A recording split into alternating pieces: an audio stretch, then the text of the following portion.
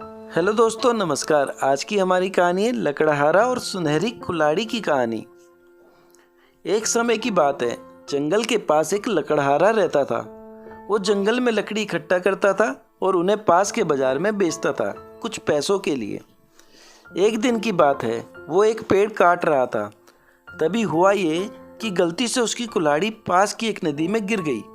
नदी बहुत ज़्यादा गहरी थी और वास्तव में तेजी से बह रही थी। उसने बहुत प्रयत्न किया अपनी कुल्हाड़ी को खोजने का, लेकिन उसे वो वहां नहीं मिली। अब उसे लगा कि उसने कुल्हाड़ी खो दी है। वहीं दुखी होकर वो नदी के किनारे बैठकर रोने लगा।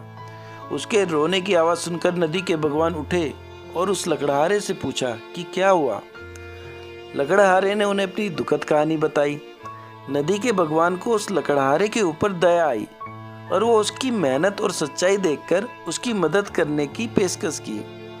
वो नदी में गायब हो गए और एक सुनहरी कुल्हाड़ी वापस लाए, लेकिन लकड़हारे ने कहा कि वह उसका नहीं है। वो फिर से गायब हो गए और अब की बार उन्होंने चांदी की कुल्हाड़ी लेकर वापस आए, लेकिन इस बार भी लकड़हारे ने कहा कि ये कुल्हाड़ी उनकी नहीं है। अब नदी के भगवान पानी में फिर से गायब हो गए और अब की बार वो एक लोहे की कुल्हाड़ी के साथ वापस आ गए। लकड़ी की कुल्हाड़ी देखकर लकड़हारा मुस्कुराया और कहा कि ये उसकी कुल्हाड़ी है। नदी के भगवान ने लकड़हारे की ईमानदारी से प्रभावित होकर उसे सोने और चांदी की दोनों कुल्हाड़ियों को भेंट किया।